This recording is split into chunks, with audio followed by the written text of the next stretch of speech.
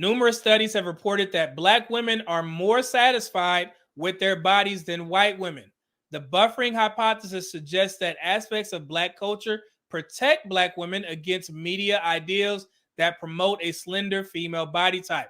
Therefore, black women are expected to exhibit higher body esteem than white women. Let's do the Kendra Kim, honey. That is, Come on, girl. Okay, Kendra Kim.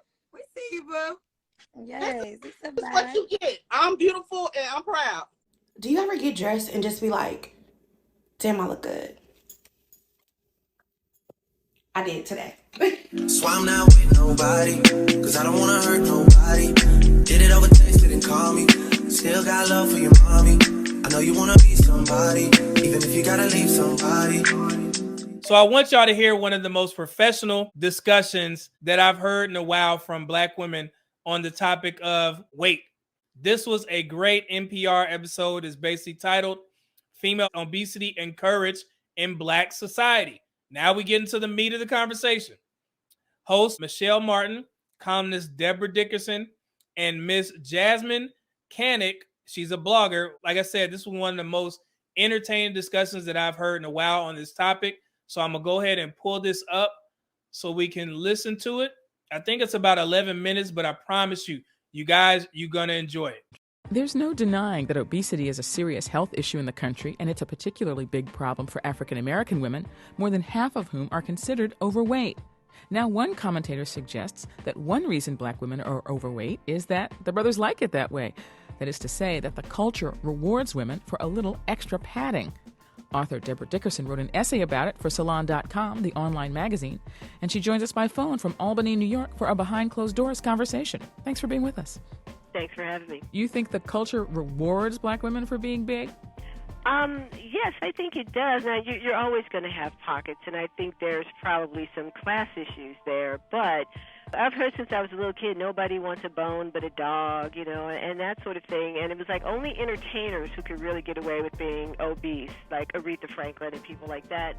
Yes, there is definitely a market preference for women who have junk in the trunk, or however you want to put it. But junk in the trunk is different from being obese. And I guess I'm thinking about movies like that Eddie Murphy movie that came out early this year, Norbit, where black women are, fat women or big women are held up as objects of ridicule. And I look at the magazines, I look at, the universal cultural marker music videos, right? And I don't see a lot of big women in them. Or at least not held up as beauty objects. I think we're talking, again, we're on dangerous territory here, but I think we're talking about sexual fetishes. I'm not so sure we're talking about beauty objects.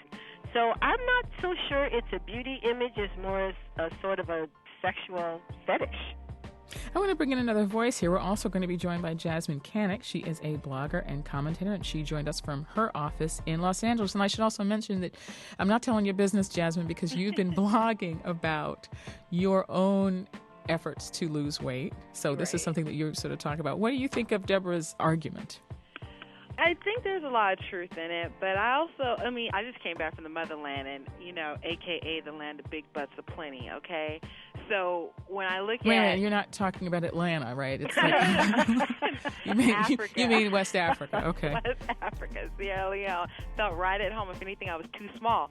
But, going from here over there and looking at us as African-American women... Yeah, there is a huge difference.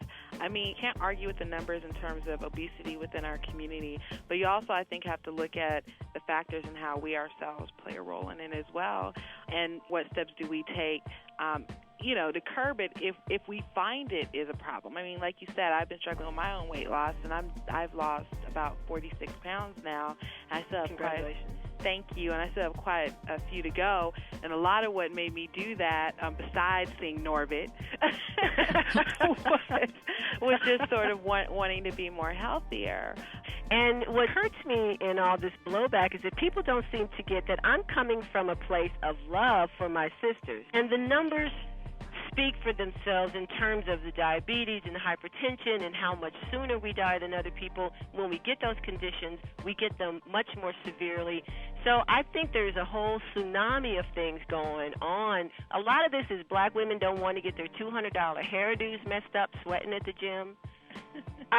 there's a whole lot of cultural things going on in here, and I took pains in that piece to say what you like is what you like. If you like big breasts, if you like big butts, but if you like something that's killing somebody, you have to learn not to like it so much.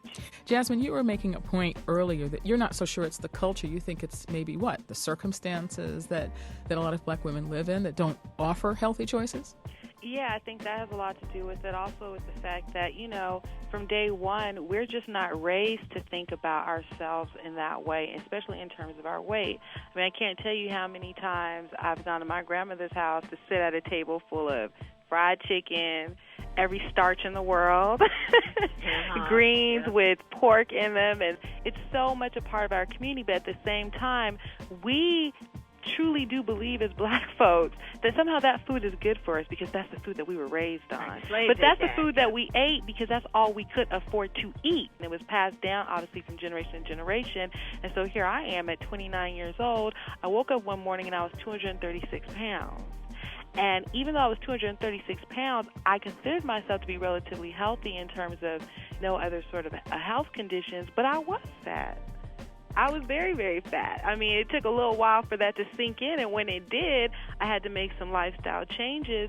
But it's not, and it hasn't been easy, Michelle. But you also said something earlier, Jasmine, that even as you were putting on weight, you were inclined to think you were okay. I wanted to talk about that because Deborah cites a statistic in her piece from womenshealth.gov, reports that compared with overweight white Americans, overweight black Americans are 2 to 3 times more likely to say their weight is average, even after they've been told they're overweight or obese by a doctor. Jasmine, do you think that's true?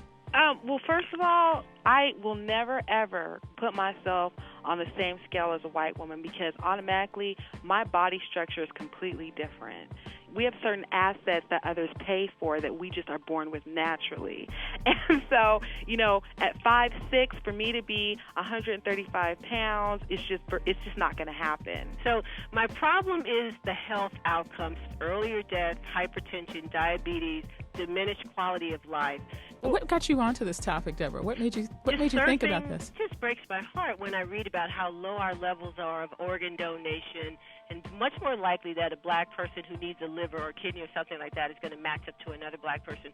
The unbelievably hideous numbers about black women and breast cancer, it's killing me what we're doing to ourselves in this community, and we're so up in arms about racism, but there's so much more we could be doing to take care of ourselves. And black women in particular, we take care of everybody and nobody takes care of us, and we don't take care of ourselves. Jasmine, as you are losing weight, how are you feeling?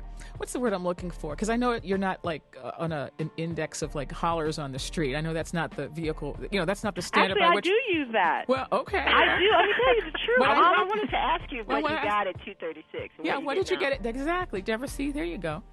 How were you received by the holler index at 236, and how are you feeling now?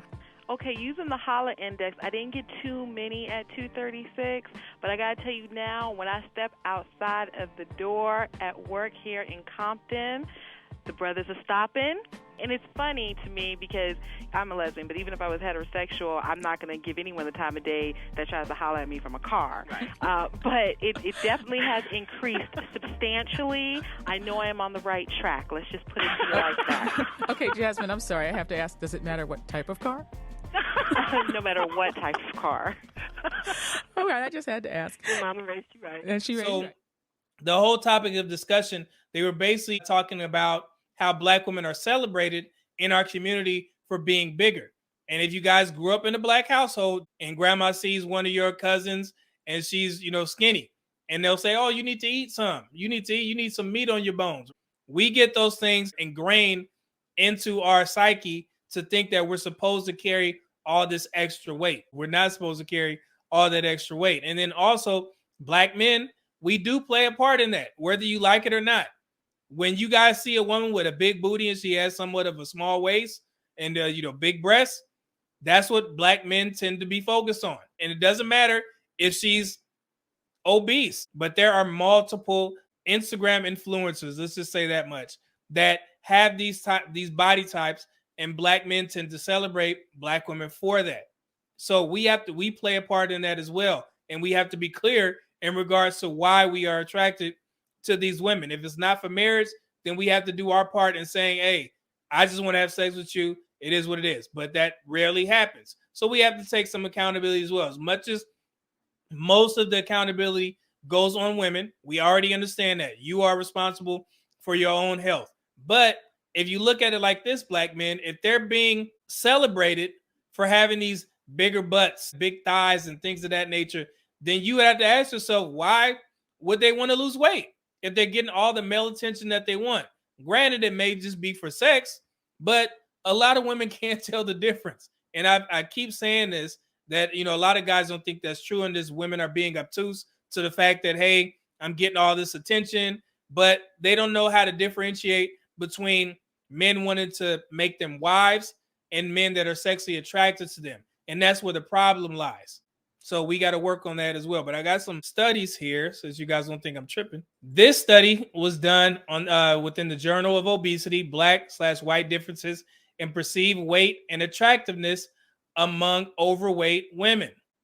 So, and I pulled some of the most important clips from this. So here we go. To test this hypothesis, the current study aimed to assess the influence of race on weight perception, perceived attractiveness, and interrelations between body mass index, BMI, and perceived attractiveness among overweight and obese women. Participants were 1,694 respondents. Black or white, obese or overweight women were included in the current study. As expected, Black women reported lower perceived weight and higher attractiveness than white women, despite their higher body mass for Black women. So even at a bigger weight, Black women were perceived as more attractive. Furthermore, race moderated the relationship between BMI and perceived attractiveness. For white women, a negative relationship existed between BMI and attractiveness, whereas Black women, BMI and attractiveness were not related. The study findings provide further support for the buffering hypothesis, indicating that despite higher body mass, overweight Black women are less susceptible to thin body ideals than white women. So basically what that means is what I stated before. Black women tend to be celebrated for having curvier physiques, and that's what Black men tend to like. But sometimes those curvier physiques may end up with Black women being labeled as obese due to the BMI and just overall body mass, you know, maybe more muscle, maybe a lot, you know, more fat. But even with Black women being at a higher weight, they're still considered attractive. So that's what plays into how Black men like women who are a little bit bigger. Numerous studies have reported that Black women are more satisfied with their bodies than white women. The buffering hypothesis suggests that aspects of Black culture protect Black women against media ideals that promote a slender female body type. Therefore, Black women are expected to exhibit higher body esteem than white women. Kendra G just dropped a video right before this show started with an obese woman, and she had all of the confidence in the world. Let's do the Kendra Kim, honey. All right, back it on up. You really caught me on the day, honey. Back that vibe on up. Girl, you look good. Won't you back it up? Put my shirt up because I had on the belly top, girl. Good. Get the titties out my face. What that is? Come on, girl. Okay, Kendra Kim. We see you, boo. Yes, it's a That's what vibe. you get. I'm beautiful and I'm proud. I love it. As you should. Listen, be. I love your confidence. But let me ask you this. Do you think, and I'm going to say this as sensitive as possible, the type of guy you attract, do you think if you lost a little bit of weight, you would attract a different type of guy? I know I have because I have before. But no, I'm so confident. Like I could grab any guy. I never had a problem meeting guys. The thing is, when we do get to a certain level, they don't really. Well, but that's the challenge, right? I think all women, if you have a vagina, you're gonna always be able to have sex. Black right? women are conditioned to feel that way about their bodies. They're more happy no matter what weight that they are. Hopefully that makes sense. But yeah, there was a great case study that Kendra G posted, and she was basically the poster child for what this says. Black women are more comfortable with their body types. Now, granted, that may be at their detriment because we're told to, oh, I look good, even though I'm, obese. But you can't knock them for having the confidence, having the self-esteem to stay at that weight and be happy. And this is not what this is about, this whole topic, but it gives you a little bit of insight in regards to how and why Black women think the way they think when they become bigger, because they're conditioned to believe that they look good at any weight. Why would a guy be lucky to? Why would a person be lucky to be with you? Because I'm a vibe. Girl, ain't that much vibe in the world. Give us some real It shit is. now. I promise. I got Virgo vibes, and it's all Virgos over me. are bossy and they try to control everything. So that might be No, we have cool. to have the last And say. And that's I think probably a problem for men. You can't have the last say if you want a man. Men lead. But they want to. Men Yeah. lead. So they're not gonna be with no woman who thinks she's the boss. And that's just I want a honest. You man can ask any man in that's these gonna walk comments. beside me. I don't want to be behind him. No, it's not that. It's man lead. And you have to listen to men when we're talking about this. Yeah, so you but they can't have listen to to give women me and what they feel reason. like. They have to give me reason to let them be the lead. All right, Otherwise, girl. I've been You leading have to myself. bow down. Okay. Applause Right. that you're not But taking accountability for. even I definitely will take account if I feel like I'm wrong about something. I definitely will say it. Yeah. I don't have a problem. But it's just the thing that a lot of times I'm right. Girl. Yes. I agree. You have to bow down. Okay. Oh, But no, God. I'm just playing. Y'all always talking about Kevin seeing me. That man ain't lied once, and I don't care how harsh he is. He ain't lied. Women don't like to hear the truth. That lady knows she needs to lose weight, and she's beating all around the bush. We're talking real stuff. You are. There's a lot of people who are overweight, but then it's like, come on, we're gonna be for real. I need to lose weight, and I know that. But you talk about standards and vibes, and when I asked what's the top 3 things men want, she talking about confidence. No. What kind of confidence you are? We talk about men. So I just feel like women don't like to hear the truth all the time. And sometimes when somebody tell us that, we have a problem with it. But yes, that was all my 2 cents. And she don't like to listen. So you overweight and you don't like to listen. So Yes, I cry. Yes, I cry. Return of the man. It is. Return of the man. Come on. Return of the man. Oh my God. You know that I'll be back. Here I am. Return.